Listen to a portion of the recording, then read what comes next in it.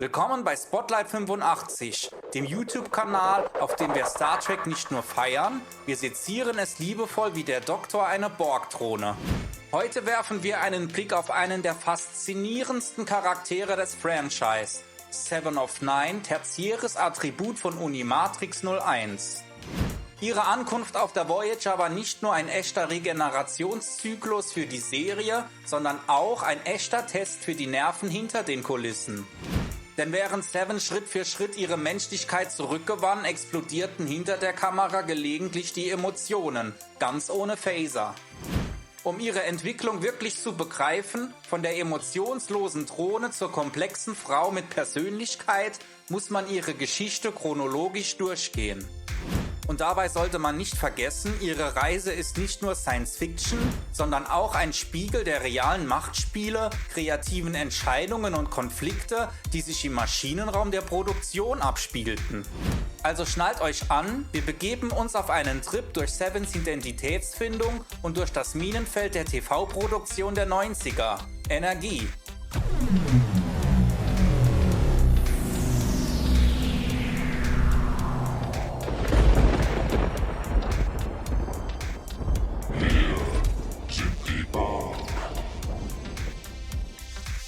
Bevor sie zur coolsten Ex-Borg der Galaxis wurde, war Seven of Nine einfach nur Annika Hansen, Tochter zweier hyperneugieriger Exobiologen. Die beiden wollten unbedingt rausfinden, ob die Borg echt sind. Spoiler, ja sind sie. Mit ihrer kleinen Tochter und einem Tarntrick an Bord der USS Raven verfolgten sie heimlich einen Borg-Kubus durchs halbe Universum.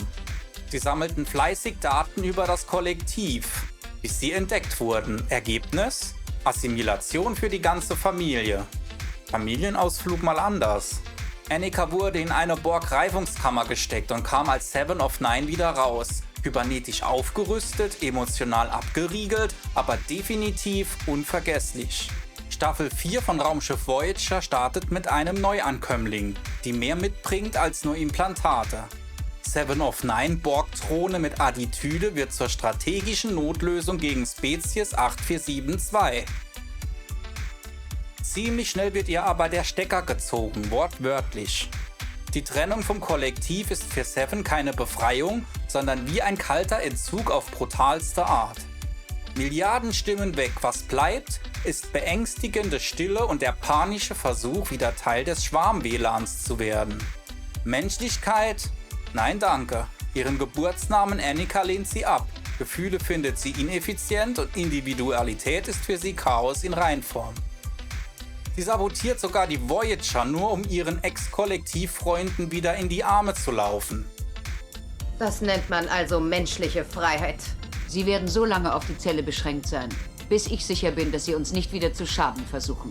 Falls nötig, kann der Doktor Sie hier behandeln. Und ich nahm wirklich an, Sie würden uns helfen. Sie wurden nicht getäuscht, Captain Janeway. Es war meine Absicht, Ihnen zu helfen. Was ist passiert? Es gab eine Chance, das Kollektiv zu kontakten, und ich habe diese Chance genutzt. Ihre Versuche, diese Drohne zu assimilieren, werden scheitern. Sie können unsere Physiologie ändern, aber unsere Natur vermögen sie nicht zu ändern. Wir werden sie wieder verraten. Wir sind Borg. Ich habe Borg, die aus dem Kollektiv befreit wurden, getroffen. Es war nicht leicht für sie, ihre Individualität zu akzeptieren, aber mit der Zeit schafften sie es. Sie sind nicht anders. Zugegeben, sie wurden in sehr jungen Jahren assimiliert und ihre Rückverwandlung wird schwierig, aber es wird passieren.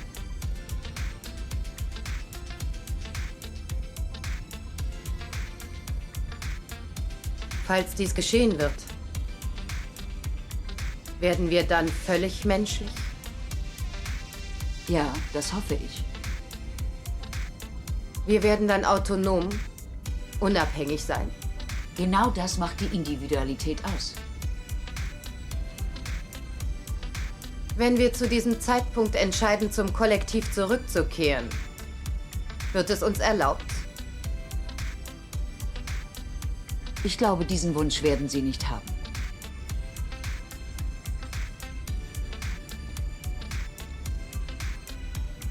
Das bedeutet, Sie würden uns die Wahl verweigern. So wie Sie sie uns jetzt verweigern. Sie haben uns hier inhaftiert im Namen der Menschheit. Darüber hinaus gewähren Sie uns nicht Ihr wertvollstes Menschenrecht, das Recht, selbst über unser Schicksal zu entscheiden. Das sind verwerfliche, manipulierende Heucheleien. Auf keinen Fall wollen wir einmal so werden, wie Sie sind. Bringen Sie uns zurück zum Kollektiv! Sie verloren die Fähigkeit, rationale Entscheidungen zu treffen, als sie assimiliert wurden. Die Borg nahmen ihnen das. Und erst wenn ich überzeugt bin, sie hätten sie zurückgewonnen, dürfen sie wieder selbst entscheiden. Wir behalten sie hier. Dann besteht kein Unterschied zwischen den Borg und ihm.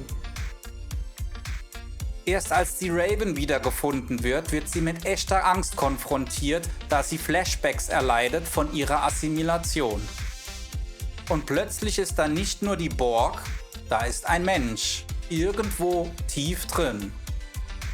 Und hinter den Kulissen, ouch. Die Einführung von Seven war die Notbremse des Senders gegen sinkende Quoten. Produzent Brannon Braga dachte sich, was der Serie fehlt, ist Latex und Drama. Jerry Ryan kam und Kate Mulgrew was not amused. Mulgrew sah in Seven eine Sexbombe im Catsuit und in ihrer Einführung einen Schlag ins Gesicht der feministischen Idee hinter Janeway. Das Ergebnis? Kalter Krieg am Set. Interviews später zeigten, dass Neid, verletzter Stolz und kreatives Chaos zu echter Eiszeit führten. Ryan selbst litt so unter dem Arbeitsklima, dass ihr regelmäßig übel wurde, bevor sie zum Dreh ging.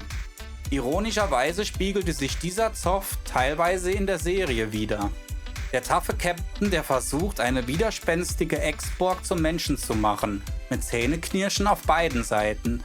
Fiction meets Reality und es funkte, im Guten wie im Schlechten. In der 5. Staffel wird's menschlich und manchmal ziemlich peinlich. Der Doktor wird Sevens Sozialtrainer. In einer brillanten Folge bringt er ihr das Flirten bei. Ergebnis? Eine Dating-Simulation mit maximalem Cringe-Faktor, inklusive gescheitertem Charme und awkward Smalltalk. Aber es bleibt nicht bei Cyberkichern. In einer anderen Folge trifft Seven auf eine neue Borg-Drohne, entstanden aus einem Transporterunfall. Die beiden connecten ungewohnt auf emotionaler Ebene. Und als die Drohne stirbt, ist da plötzlich Trauer. Ja, echte Gefühle.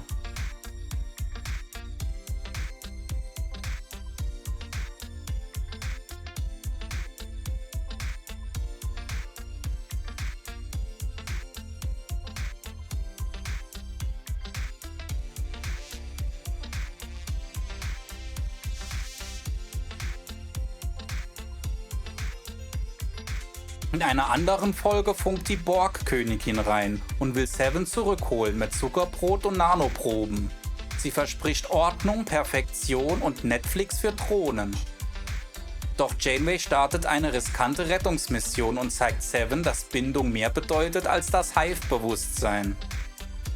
Das sorgt bei Seven für ordentlich Datenchaos in der Gefühlsdatenbank. Die Borg glaubten, ich wäre einzigartig, dass ich die Menschheit verstehen würde. Sie haben sich offensichtlich geirrt. Wieso denn? Ich ließ die Crew der Voyager im Stich, drohte mit Assimilation. Ich hatte nicht erwartet, dass sie mich retten würden.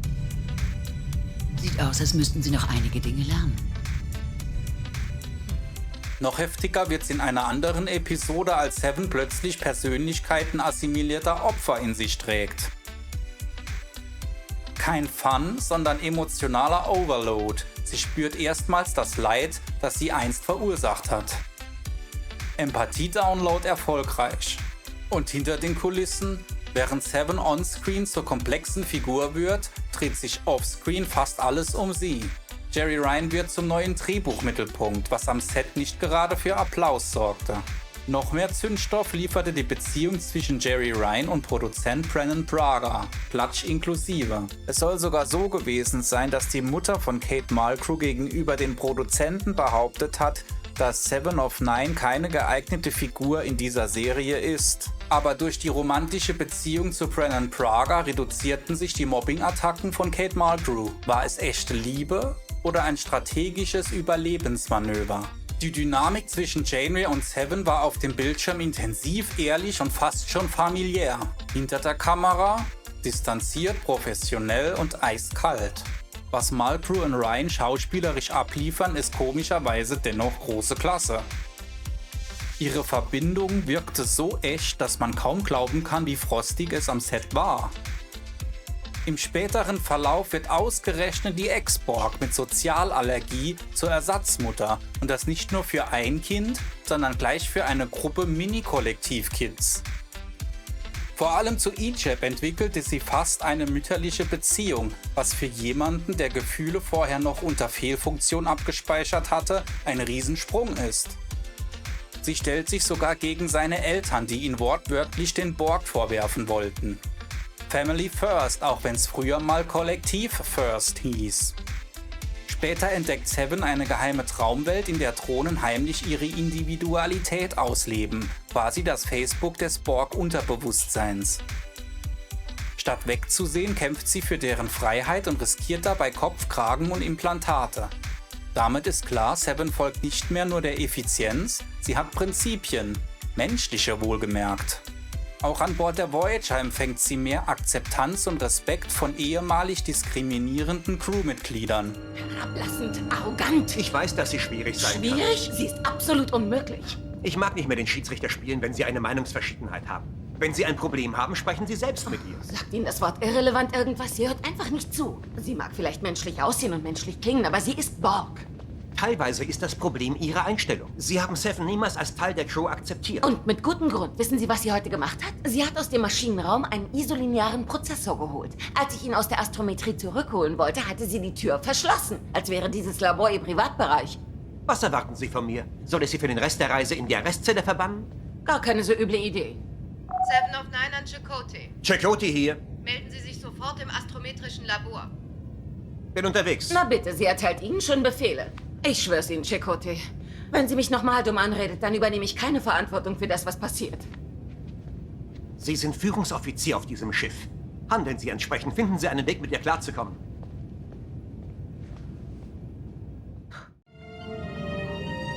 Ein sanfter Schock. Nicht übel. Danke.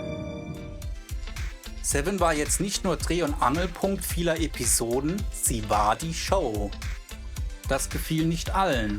Hinter den Kulissen herrschte weiterhin Eiszeit zwischen Jeri Ryan und Kate Mulgrew. Man funktionierte professionell wie zwei Vulkanier auf Zwangsurlaub. Auch bei anderen Darstellern machte sich Frust breit. Robert Beltran ließ mehrfach durchblicken, dass er sich in der Seven Show unter den Tisch geschrieben fühlte. Während Seven auf dem Bildschirm lernt, was es heißt, Verantwortung zu übernehmen, brodelte es hinter der Kamera wie im Warpkern kurz vorm Bruch. Aber hey, großartiges Science-Fiction entsteht halt manchmal unter maximalem sozialen Druck. Gegen Ende der Serie steht Seven vor ihrer letzten großen Herausforderung.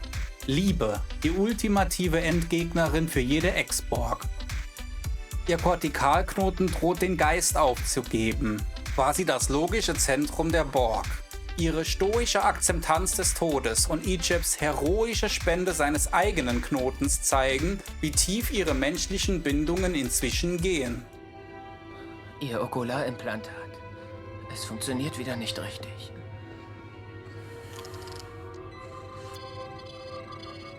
Im Gegenteil, es funktioniert perfekt. Früher hätte sie das noch als ineffizient abgetan. Jetzt fließen plötzlich Gefühle, Hilfe. Seven übt nun Flirten, Smalltalk und romantische Nähe mit mäßigem Erfolg. Das Ganze endet in einem Gefühlsoverload und einem Absturz, technisch und emotional. Zum ersten Mal zeigt sie offen, dass sie sich nach Nähe sehnt und davor genauso viel Angst hat wie früher vom Kollektivausfall. Am Ende der Serie sind Seven und Chakotay plötzlich ein Paar. Für viele Fans kam das so spontan wie ein plötzlich authentischer Romulaner. Trotzdem, symbolisch ist es ein Statement. Seven hat's geschafft. Raus aus der Reifungskammer, rein ins zwischenmenschliche Chaos. Jahre später sprachen beide Schauspielerinnen öffentlich über Respekt und Reue. Malpro übernahm Verantwortung für die Eiszeit am Set und das Kapitel Captain vs. Catsuit wurde geschlossen. Und die Chakotay-Romanze, nun ja, das Finale wirkte, als hätte jemand auf Warp 10 gedrückt, um alle offenen Handlungsstränge in letzter Sekunde zusammenzukleben. Aber hey, ein bisschen Chaos gehört zum Menschsein einfach dazu. Jahrzehnte nach der Rückkehr der Voyager ist Seven nicht mehr dieselbe und ihre Frisur erst recht nicht. Statt Sternenflottenorden trägt sie jetzt Lederjacke. Als kampferprobte Fenris-Rangerin sorgt sie im wilden Westen des ehemaligen romulanischen Raums für Ordnung. Vertrauen in die Föderation, Fehlanzeige. Idealismus wurde bei ihr gegen Zynismus eingetauscht, mit Extraschuss Sarkasmus. Die Fenris sollen es ziemlich schwer haben. Und freut sie das, Picard? Ihr Ziehsohn Icheb wird grausam ermordet, seine Borg-Implantate sollen verscherbelt werden. Seven will Rache und ermordet sogar die Verantwortliche, da sie es einfach nicht länger verdient hat zu leben. Wegen Selbstzweifel erkundigt sich Seven vorher aber bei Picard in einer brillant gespielten Szene, ob er seine Menschlichkeit vollständig zurückerlangt hat nach seiner Borg-Assimilation. Hatten Sie, nachdem man sie aus dem Kollektiv zurückgeholt hatte, wirklich das Gefühl, dass Sie Ihre Menschlichkeit zurückgewonnen hätten? Ja, Voll und ganz. nein. Aber wir beide arbeiten daran. Nicht wahr? Jeden verdammten Tag.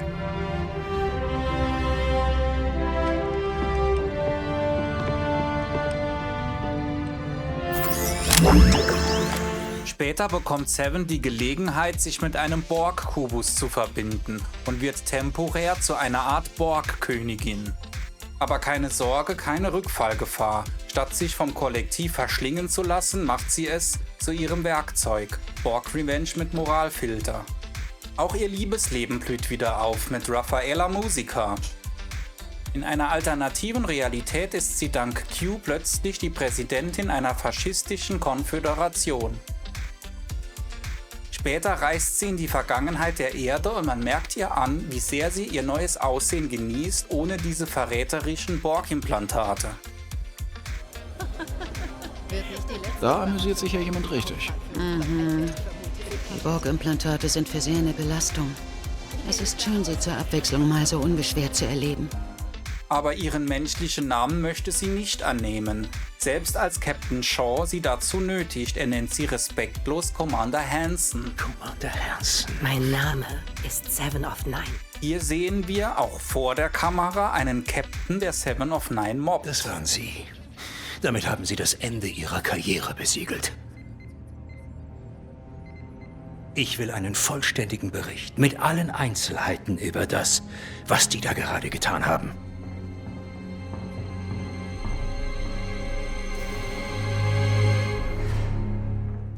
Gezeichnet von diesen Erlebnissen erfährt Seven of Nine aber am Ende Genugtuung. Denn als der Laden brennt, muss sich Shaw auf Seven verlassen können. Und er erkennt ihre Fähigkeiten an. Sie haben die Gun. Seven of Nine.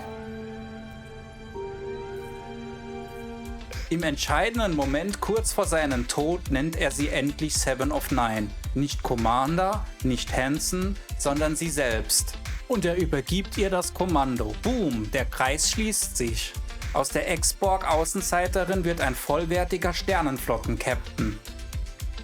Ich bin ein Relikt aus vergangenen Zeiten. Gehe nach Lehrbuch vor. Und ja, das Buch ist langweilig. Aber Hansen ist rücksichtslos, sie ist schonungslos. Protokolle oder Anweisungen interessieren sie einen Dreck. Gleichwohl ist sie mutig und loyal und das Buch, an dem sie schreibt, wird großartig sein. Und die Regeln, die sie bricht, sollten vielleicht auch besser gebrochen werden. Und daher, im Lichte all dessen, empfehle ich dringend die Beförderung zum Captain, wenn wir zurückkehren.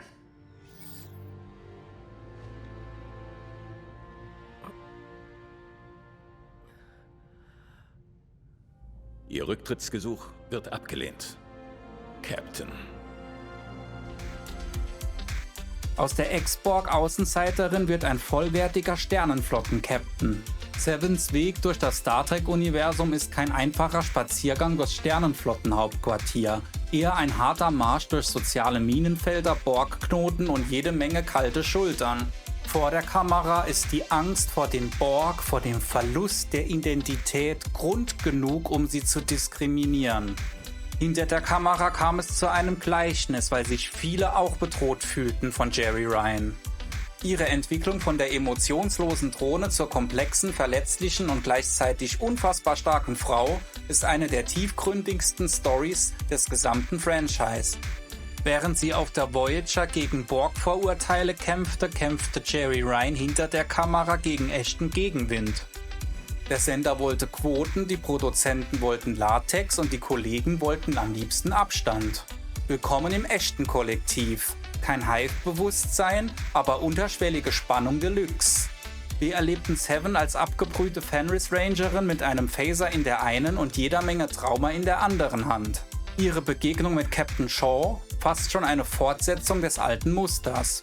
Wieder jemand, der ihr sagt, du gehörst nicht dazu.